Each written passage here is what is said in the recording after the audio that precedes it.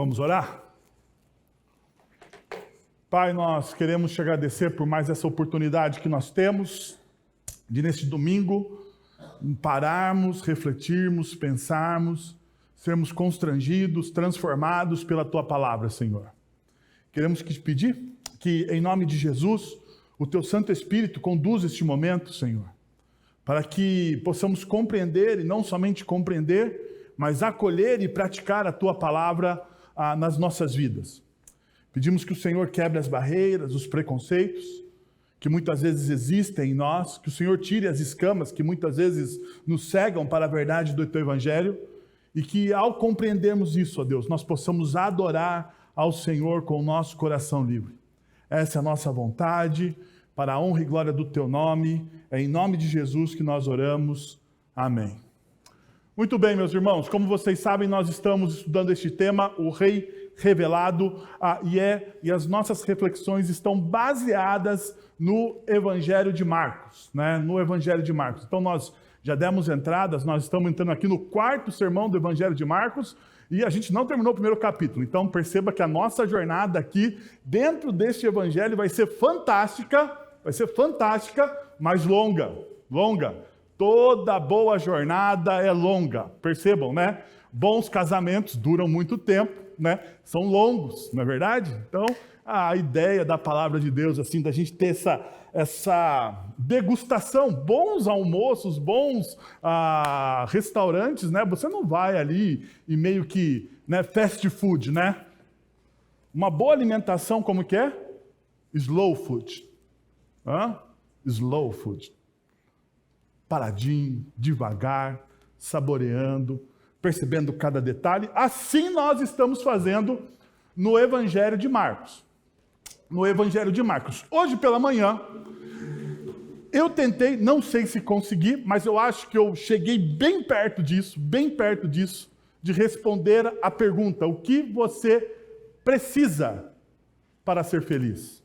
O que você precisa para ser feliz? E a sua resposta deveria, ao final da nossa mensagem, eu preciso de Jesus. Jesus é a minha grande felicidade. Jesus é suficiente para tudo aquilo que eu preciso. Se Jesus não é suficiente, deixa eu te dizer uma coisa no início da nossa mensagem de hoje à noite. Se Jesus não é suficiente para você, se você precisa colocar qualquer outro adjetivo nas suas necessidades, a não ser o Jesus Cristo, aquele que morreu na cruz por você, algo está de errado na sua espiritualidade.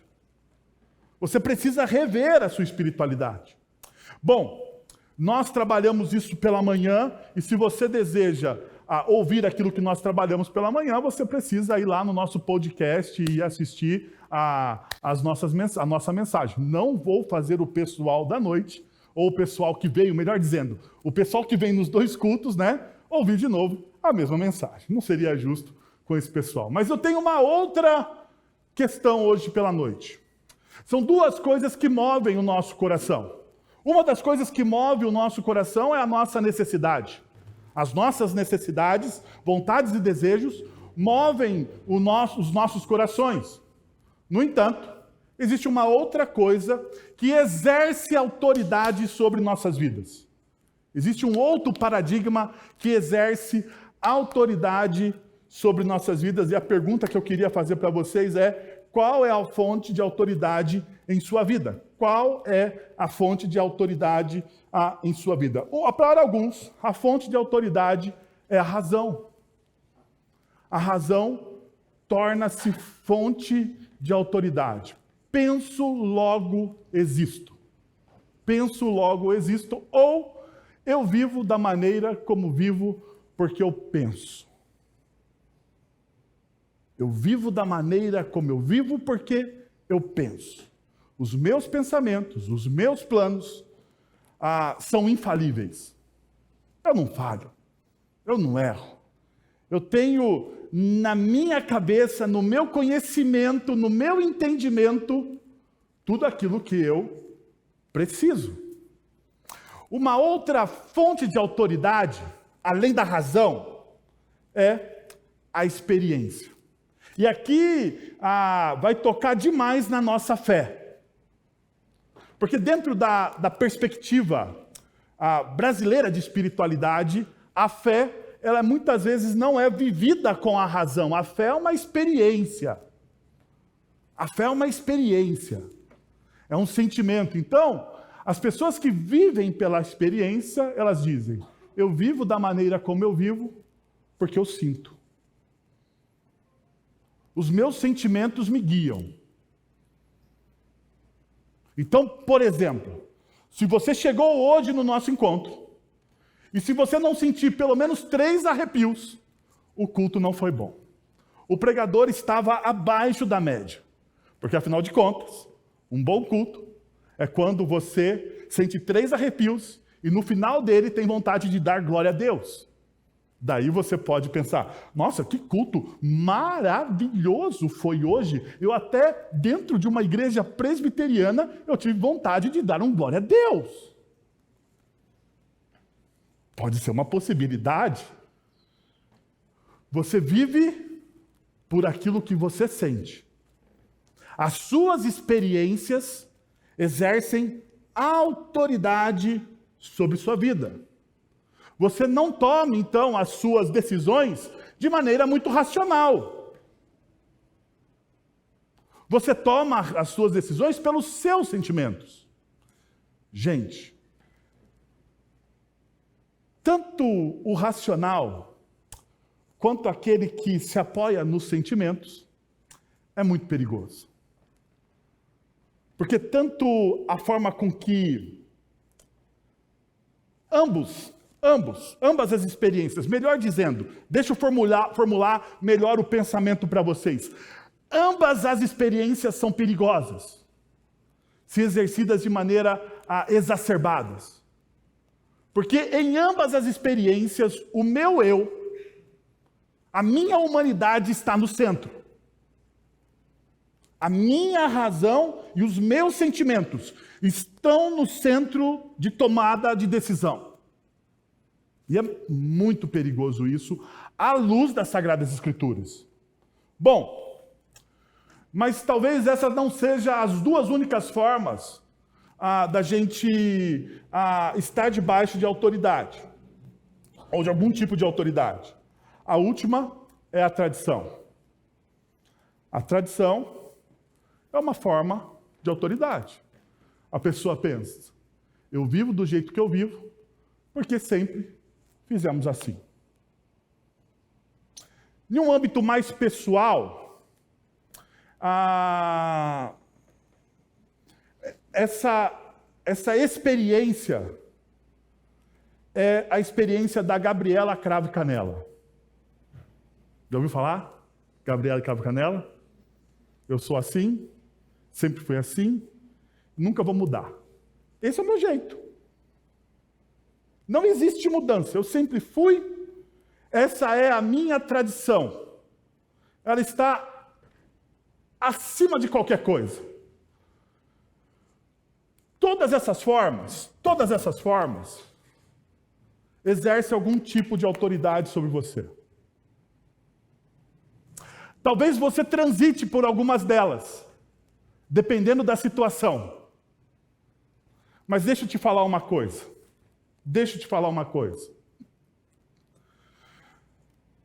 O que deveria exercer autoridade sobre as nossas vidas não é a nossa razão, não são as nossas experiências e muito menos a nossa tradição. O que deveria exercer autoridade em nossas vidas deveria ser a palavra de Deus. Perceba, uma das coisas que nós vivemos a cantarolar dentro de uma igreja reformada é que a Bíblia, que as Sagradas Escrituras é a única regra de fé e prática. Não é assim que nós dizemos? A Bíblia, as Sagradas Escrituras é a nossa única regra de fé e prática. A minha pergunta para você nessa noite, isso é verdade?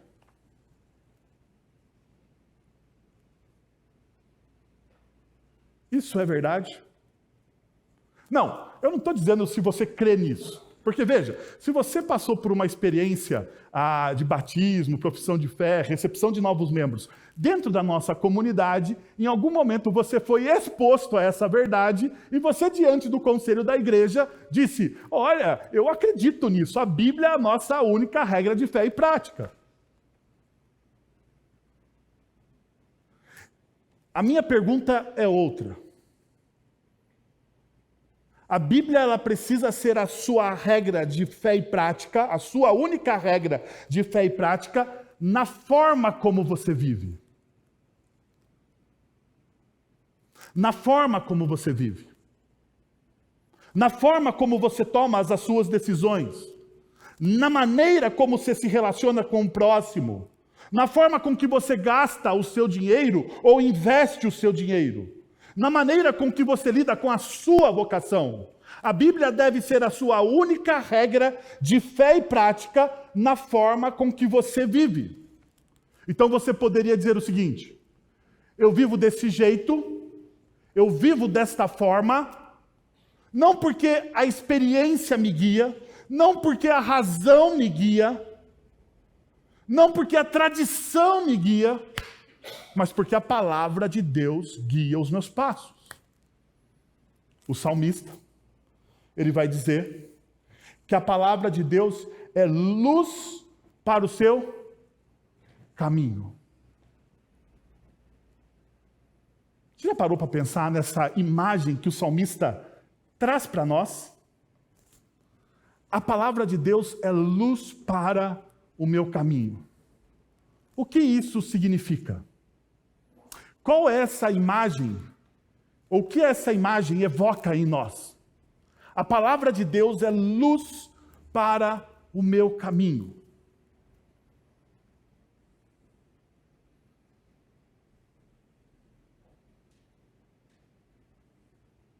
A palavra de Deus é luz para o meu caminho. Eu não sei se você já teve a experiência de estar totalmente no escuro. Já passou por essa experiência? Então deixa eu te falar uma coisa. Amanhã eu vou buscar um cachorro, um dogzinho, que vai ficar durante 1 ano com a minha família. Nós entramos no programa do Instituto ADMEX. O que nós vamos fazer como família? Nós vamos acolher um cachorrinho. Eu não sei se é um labrador ou um golden, um dos dois. Vai chegar em casa com 6 meses de idade. Olha que belezinha. Fofurucho. Vai ficar 1 ano com a gente. Nós vamos cuidar dele, treiná-lo, ajudá-lo no processo de socialização. Depois de 1 ano, nós vamos dar tchau para o cachorro. Esse é o projeto da minha família de amor ao próximo. De desapego. Mas eu fui no instituto, porque boa parte desses cachorros que são treinados pelas famílias socializadoras, eles são destinados a pessoas com deficiência visual. E uma das passagens que a gente faz pelo instituto, para entender o problema, é perder totalmente a visão. É você ficar totalmente no escuro. É você não ter um dos sentidos mais importantes para o ser humano se locomover. Então, eu cheguei e pensei, deve ser fácil esse negócio. Porque tudo aquilo que a gente não experimenta na vida, a gente pensa o quê? É fácil. Até que você põe um óculos que tampa totalmente a sua visão. Você não vê absolutamente nada. Lógico, não vê absolutamente nada. Tampou a sua visão. Você fica no escuro. E você tem que caminhar. Caminhar. O sentimento de insegurança é insuportável. O sentimento de você não saber se você vai tropeçar em qualquer coisa, o sentimento de você pôr o pé no chão, sabe? O medo de você pisar, coisa que nós fazemos corriqueiramente, sem medo algum, sem pensar. Nós andamos muitas vezes desatento, Porque é tão normal para a gente, tão normal para a gente. Então, quando o salmista ele fala assim, a sua palavra é lâmpada para os meus pés, a ideia principal é que nós estamos em uma escuridão total, sem a possibilidade de enxergar um palmo na nossa frente, sem segurança alguma de tomar decisão atrás de decisão, ou de saber qual caminho nós vamos percorrer.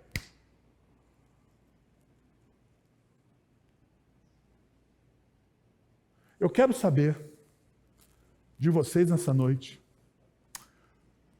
qual é a autoridade que está sobre a vida de vocês?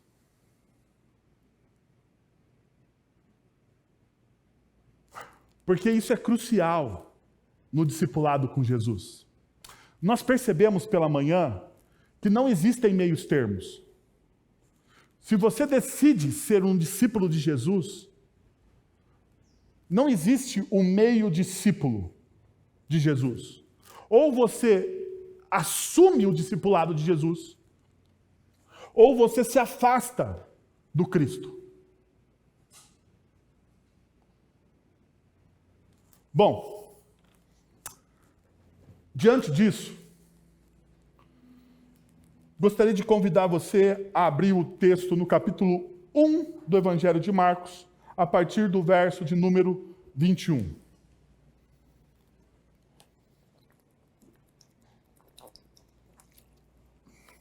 E o texto bíblico diz o seguinte para a gente. Eles foram para Cafarnaum e logo que chegou o sábado, Jesus entrou na sinagoga e começou a ensinar. Todos ficaram maravilhados com o seu ensino, porque ele ensinava como alguém que tem autoridade e não como os mestres da lei. Justo naquele momento, na sinagoga, um homem possesso de um espírito imundo gritou: "O que queres conosco, Jesus de Nazaré? Vieste para nos destruir? Sei quem tu és, o Santo de Deus." Para aqui. Deixa eu dar alguns lances importantes, alguns highlights importantes desse texto neste momento. Perceba, primeira coisa, Jesus vai à sinagoga em um sábado. Para nós, ocidentais, o sábado não faz nenhum sentido. Mas perceba uma coisa. O sabate judaico começa no final da tarde de sexta-feira e se estende até o mesmo horário do sábado. Perceba, é um período de descanso, de adoração e reflexão. O Shabat, na cultura judaica, ele não é só um período de descanso. Na cultura ocidental, o domingo se tornou um período de descanso. Nós, ocidentais, ainda mais brasileiros, não vemos a hora de dizermos sextou. Não vemos a hora daquele sentimento de você mandar a mensagem no grupo do trabalho e dizer sextou, estou indo, tchau. Até segunda. No entanto, na cultura judaica, o sabá era um dia santo.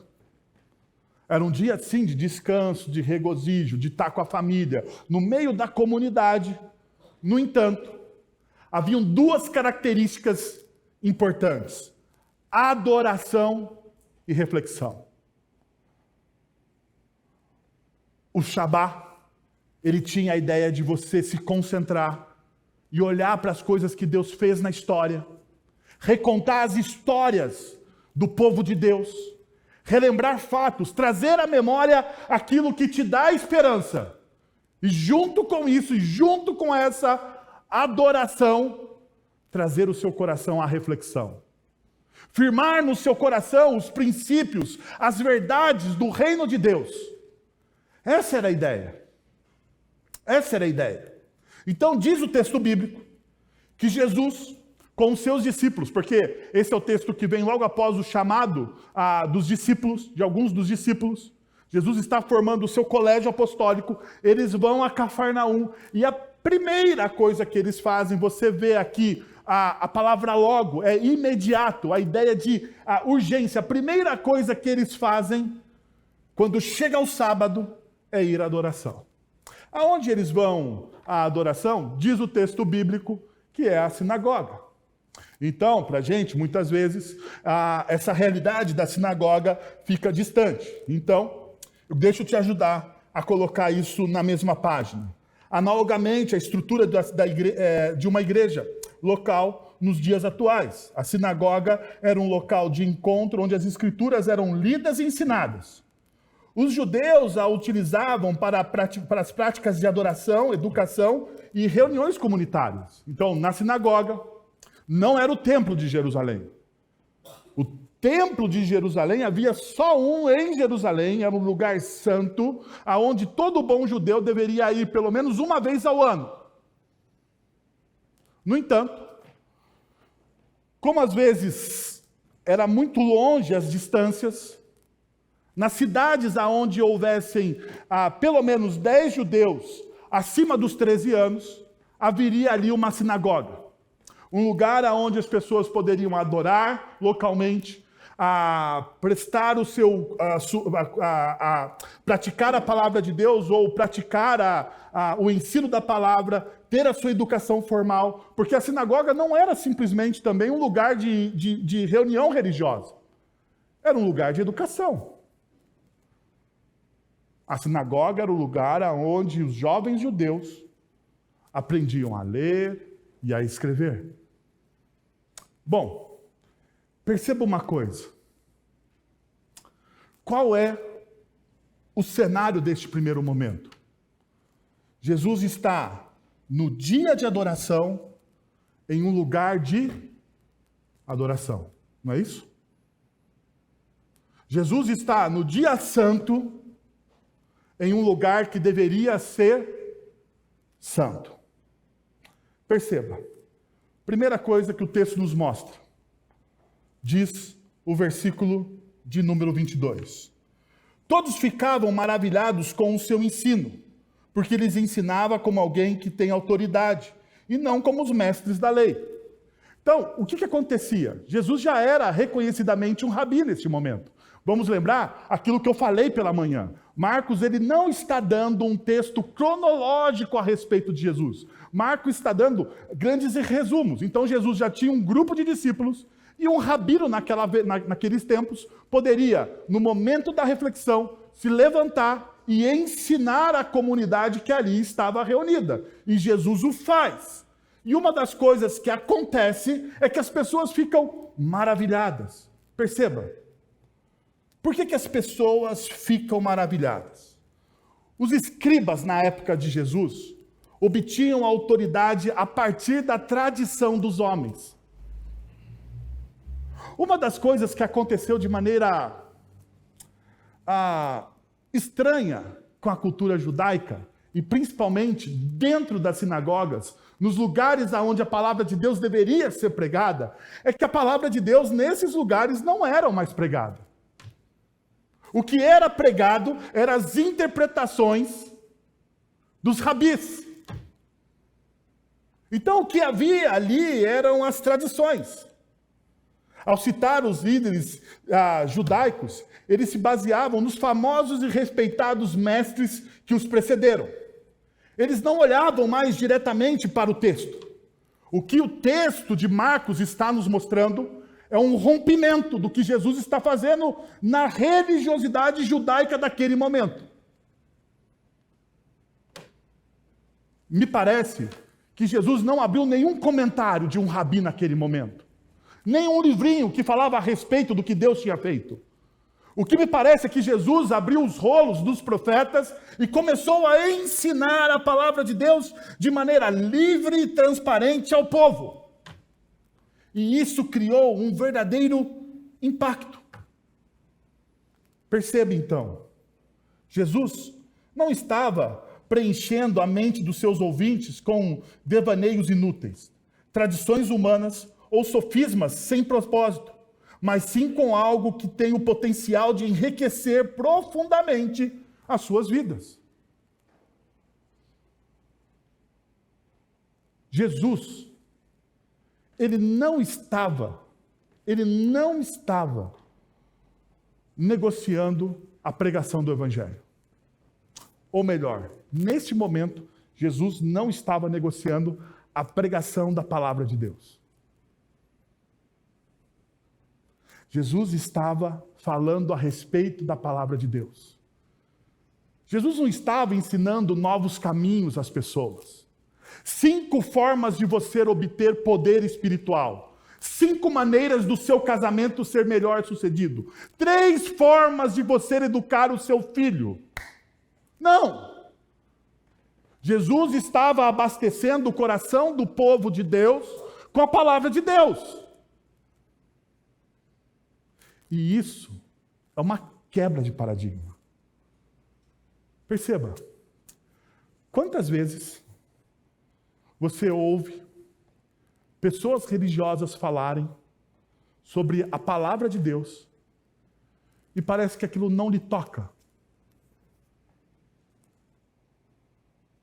Já percebeu isso? Ou elas estão falando a respeito de Deus, mas não da palavra de Deus.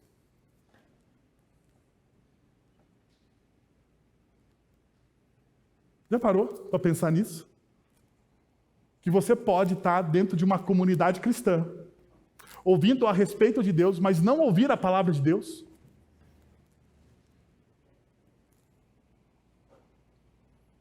Um dos textos que eu mais gosto para ilustrar essa minha tese é o texto de Jó.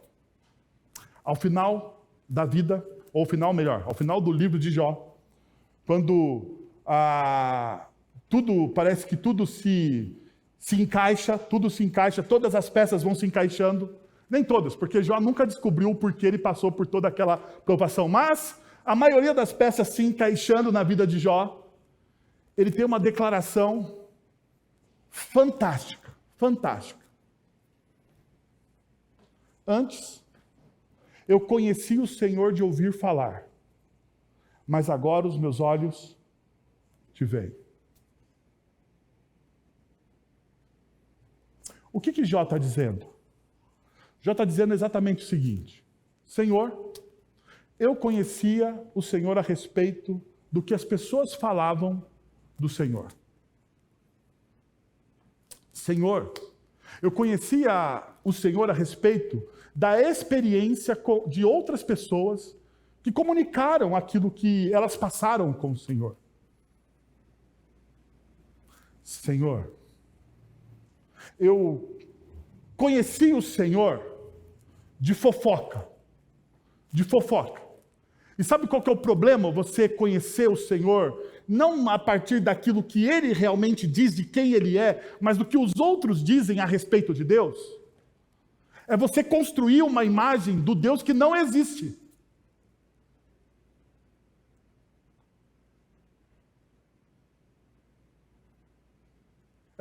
É você construir uma imagem, não do Deus que está revelado nas Sagradas Escrituras, mas você construir uma imagem ou uma caricatura de Deus daquilo que de fato não existe.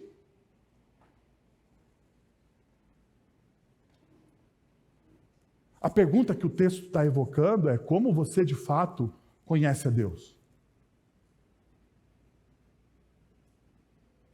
E daí o texto bíblico nos mostra o seguinte: essa palavra autoridade aqui, a palavra autoridade, ela significa literalmente, significa algo originado de uma fonte original, relacionado à raiz da palavra autor. Essa autoridade que Jesus tem é a autoridade do autor. Sabe? É mais ou menos assim. A gente vive buscando soluções paliativas para os nossos problemas da vida. Sabe? Remendos. Quando nós nunca lemos o manual do construtor. Qual é o manual do construtor? A palavra de Deus, a Bíblia, a revelação, as Escrituras. A Bíblia é o manual do construtor. É ali que eu me encontro. É ali que eu conheço todos os planos, vontades e desejos de Deus para a minha vida. É ali que Deus fala, eu ouço e respondo. É dentro da perspectiva da palavra de Deus. Agora, perceba, se você nunca lê a palavra de Deus, se você não tem esse encontro com o autor, você está vendo o quê?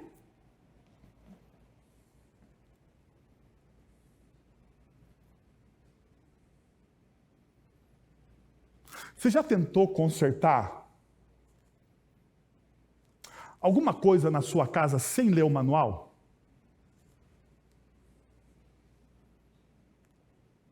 Já tentou? Ou só eu que faço isso? Eu sou meio metido a MacGyver. Os mais antigos vão lembrar desse seriado. Os mais novos nem sabem o que é o MacGyver. MacGyver era um cara que fazia de tudo. Ele pegava um clipes, um chiclete e desmontava uma bomba atômica. É mais ou menos isso. Então, esses dias, tinha uma descarga em casa com problema. E eu falei assim, não, pode deixar que eu não vou pagar para ninguém para consertar isso, porque deixa com o tio aqui. Eu resolvo. Fui lá, cheguei, bati a foto do número do reparo, do modelo da descarga, tal, não sei o quê. Fui lá na loja, comprei. Comprei e falei, qualquer um monta esse negócio. Não precisa ter curso universitário para montar e desmontar uma descarga. É ou não é? Então peguei, olhei, desmontei, olha só, montei. E quando eu apertei, fez o quê? Não funcionou. Na verdade, o problema piorou. Piorou o problema. Eu falei, meu Deus do céu. Se as pessoas conseguem, por que eu não consigo? E fiquei bravo. Fiz o quê? Desmontei. Olhei de novo. E montei novamente. E o que aconteceu? O problema persistiu. Daí eu chamei os universitários. Daí eu chamei o Léo. Léo é um rapaz que trabalha com a gente lá no Recanto da Amizade, cuida do nosso recanto. Falei, Léo, você já montou e desmontou? Pastor, isso é fácil. Quando ele falou isso é fácil, eu me senti meio idiota. Mas ele falou, não, isso é fácil, pastor. Então fui lá. Ele falou, deixa eu ver. Ele olhou e falou assim, está montado. Está certo o que o senhor fez. Eu falei, está vendo? Não é tão fácil assim. Ele falou, o senhor passou um silicone que tem que passar aqui? Eu falei, que silicone? Ele falou, você não leu o manual? Eu falei, para que ler o manual? Ele falou, pastor, se você não passar o silicone, não veda aqui, não sei lá, ele explicou aqui, mas eu nem lembro. Resumindo a história, joguei fora o silicone. Tive que arrumar um silicone, passamos e funcionou. Por que eu me meti nesse problema? Porque eu fui fazer algo sem ler as instruções. E é assim na nossa vida. Tudo que vem em uma caixa, agora eu aprendi, tudo que vem na caixa de um reparo, de descarga, é para você usar. Tudo que está ali não é para jogar fora. Tudo tem um sentido naquilo lá. Por mais que você ache que não. Se você desmontou um equipamento elétrico, montou e ficou uma arruela de fora, você montou esse equipamento errado. Errado. tudo tem o seu encaixe. Se tudo tem o seu encaixe em uma peça mecânica, tudo tem o seu encaixe nas nossas vidas.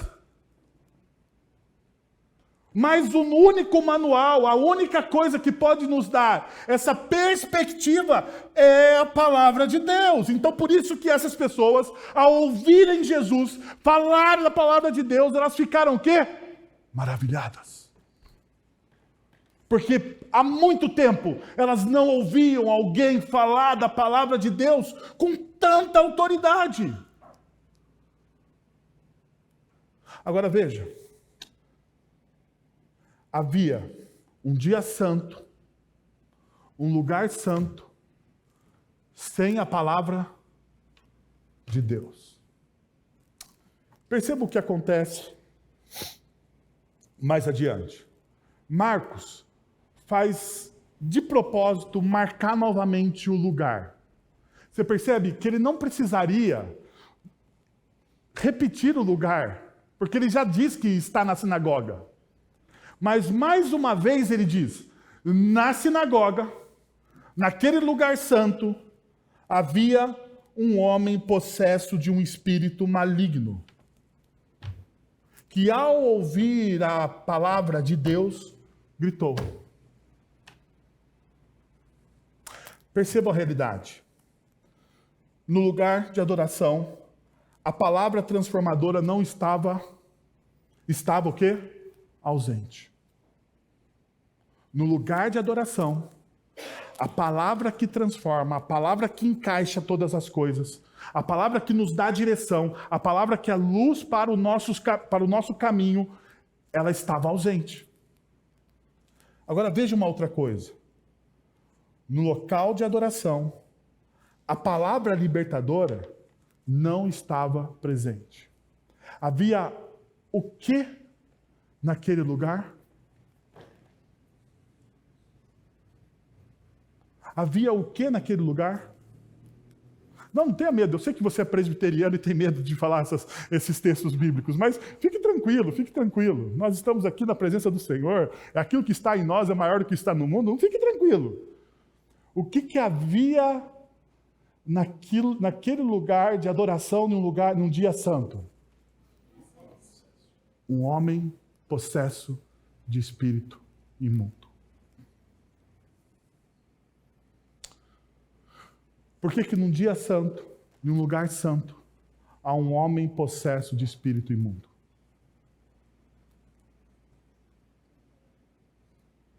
Porque a palavra estava ausente.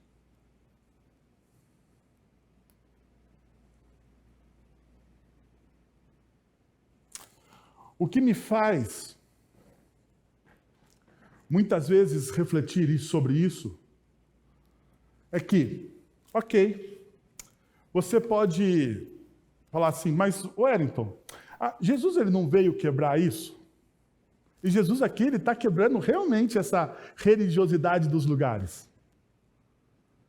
Jesus está expondo aqui o que a religião faz. A religião aprisiona pessoas. A religião não liberta pessoas. A religião sem o Deus, sem a palavra, sem a graça, sem a cruz, aprisiona pessoas. E o que Jesus está demonstrando é exatamente isso. A religiosidade, porque uma coisa é eu olhar para a instituição e dizer assim, ok, isso aqui é um problema da comunidade, mas veja, a religiosidade, você ser uma pessoa religiosa, uma religião, uma espiritualidade sem cruz na sua vida, sem Jesus na sua vida, também te aprisiona.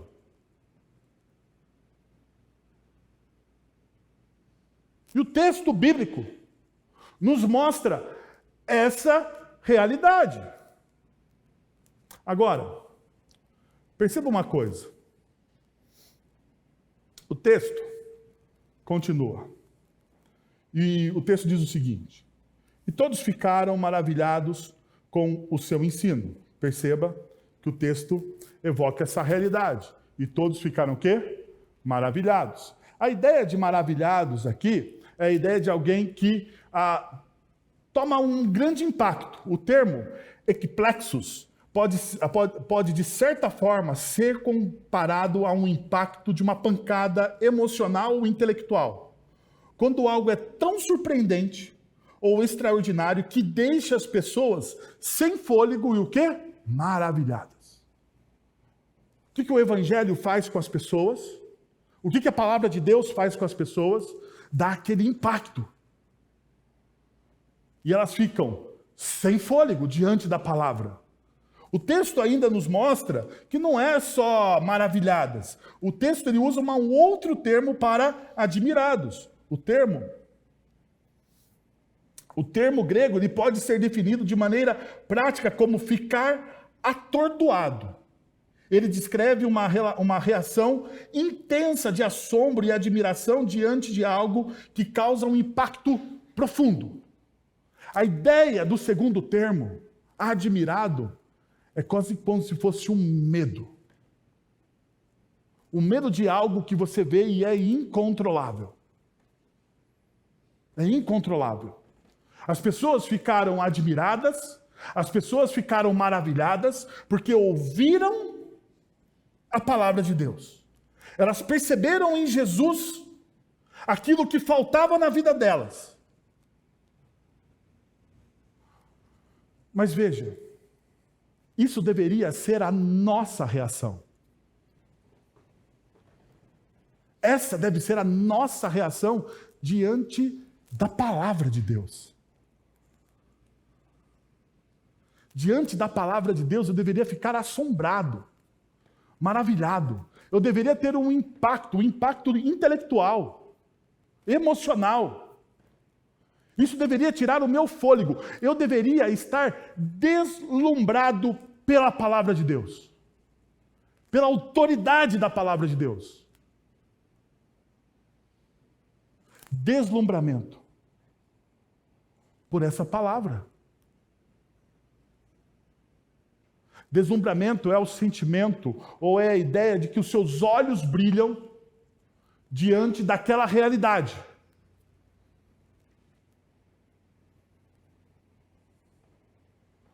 Qual foi a última vez que a palavra de Deus provocou tal impacto dentro do seu coração? E perceba, isso não tem a ver com o pregador. Isso não tem a ver com essa experiência de culto que você tem. Isso tem a ver com o seu dia a dia com essa palavra. Porque perceba,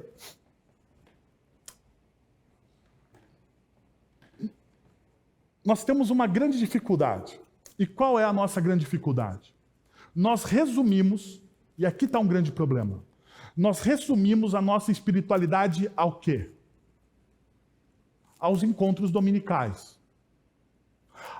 E se você for um crente assim, um pouquinho acima da média, aos grupos pequenos. E se você for um crente, um plus a mais, ao ministério que você serve. Mas às vezes a sua espiritualidade está reservada a esses lugares santos, a esses dias e horas santas.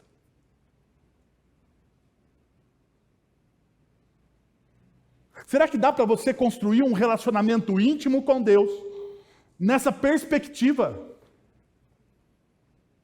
Aonde existe dias, horas e lugares santos? Porque o que o Evangelho está querendo quebrar é exatamente isso. E deixa eu te provar como Jesus faz isso. Olha só a continuação do texto que nós estamos refletindo. Logo que saíram da sinagoga, foram com Tiago e João à casa de Simão e André. A sogra de Simão estava de cama, com febre, e falaram a respeito dela a Jesus. Então ele se aproximou dela, tomou-a pela mão e ajudou-a a levantar-se. A febre a deixou e ela começou a servi-los. Ao anoitecer, depois do pôr do sol, o povo levou a Jesus todos os doentes e os endemoniados. Toda a cidade se reunia à porta da casa e Jesus curou muitos que sofriam de várias doenças. Também expulsou muitos demônios. Não permitia, porém, que estes falassem, porque sabiam quem ele era. Perceba uma coisa. Primeiro, mais uma vez, o sentido de urgência e o lugar. Perceba o que Marcos está fazendo. Na primeira parte do texto que nós lemos, ele faz a marcação direitinho, na sinagoga e na sinagoga. Perceberam? Agora, na segunda parte do texto que nós estamos estudando, ele diz que eles fizeram o quê? Eles saíram da sinagoga. Mudou-se o cenário. Eles estão no lugar santo? Não. Eles não estão mais no lugar santo. Eles estão agora onde? Na casa de Simão. Na casa de Simão. Agora, veja. Eles estão na casa de Simão. E o que acontece na casa de Simão? A sogra de Simão estava de cama, com febre, e falaram a respeito dela a Jesus. Jesus vai, toma essa senhora pela mão e a cura. Ela é curada. O que isso mostra? Qual é a verdade do texto? A cura da sogra de Pedro em casa demonstra que Jesus exerce autoridade em todas as esferas. Não se limita apenas à religiosa. A autoridade de Jesus não está confinada ao templo ou ao ambiente religioso, mas se estende a todos os lugares. Ela extrapola. Por quê? Porque a ideia antiga é que o lugar santo, a oração santa, o pastor santo, isso aqui com Jesus acaba. Com Jesus ele muda essa realidade. O lugar não é mais santo. O lugar é o lugar ordinário. O milagre se dá na casa. A manifestação não se dá nos lugares santos. A manifestação da graça de Deus agora se dá no ordinário, na vida diária.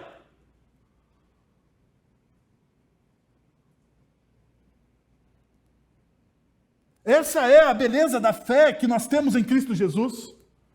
A fé que nós temos em Cristo Jesus não se limita a lugares, não se limita a circunstâncias, não se limita às pessoas. Ele abre. E ele está dizendo o seguinte para eu e para você: agora eu estou atuando no ordinário da sua vida. Tanto é verdade que perceba, mais uma vez, existe a marcação. Olha lá, toda a cidade se reuniu à porta da onde? Da casa. Foi da sinagoga? O lugar mudou. Agora é a casa que recebe todas essas pessoas. É a casa de um desconhecido, porque até nesse momento, Pedro é aquele desconhecido. Você já parou para pensar?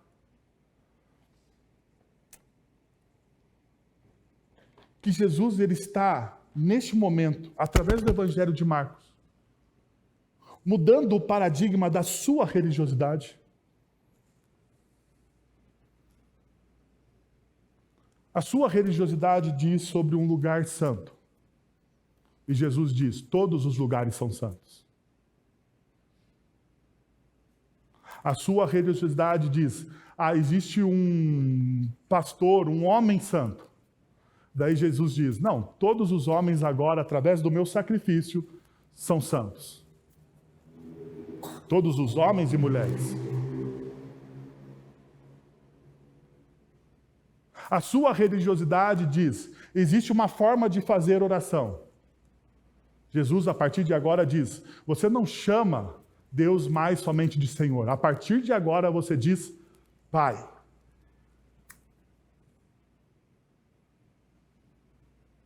A sua religiosidade diz que você precisa fazer um sacrifício para obter o favor de Deus. Mas Jesus está dizendo agora para você que o sacrifício já foi feito na cruz do Calvário.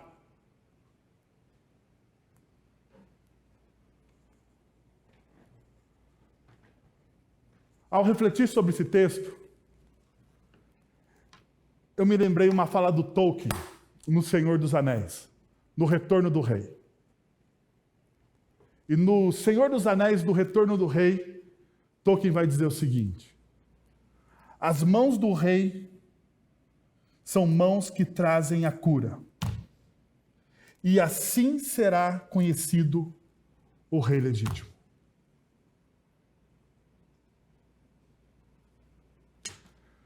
Sabe, meus irmãos, as mãos do Cristo nos libertou do nosso maior inimigo. Sabe qual que é o maior inimigo que nós temos? Sabe qual que é o maior inimigo que nós temos? Segundo Gênesis capítulo 3.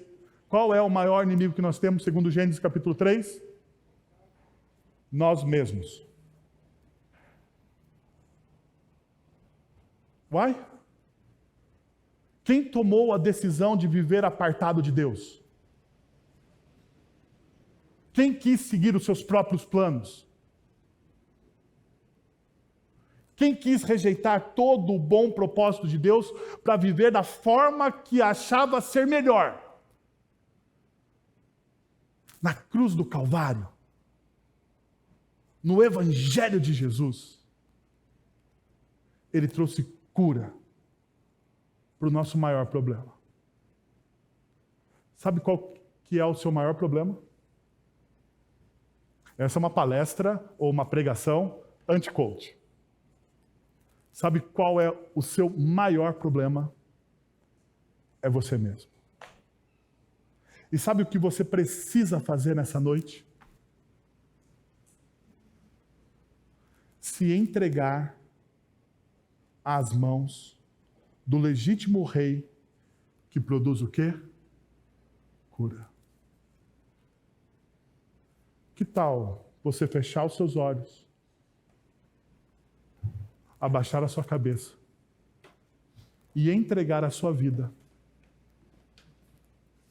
ao legítimo rei que cura você do seu maior problema? Pai, muito obrigado, Senhor, pelo teu amor e pela tua graça em Cristo Jesus, ó Deus. Muito obrigado pela tua palavra que transforma, que ilumina, que renova os nossos corações, ó Deus. Muito obrigado, ó Pai, porque nós estamos na mão deste Rei que é legítimo e traz cura às nossas vidas, Senhor. Nós queremos te agradecer, ó Pai. Rendermos os nossos corações ao Senhor e te agradecer por tudo. Agora, irmãos, que a graça de nosso Senhor e Salvador Jesus Cristo, o amor de nosso Deus e Pai, o conselho, o consolo, o poder e a ação do Santo Espírito de Deus estejam sobre vocês agora e pelos séculos dos séculos. Amém.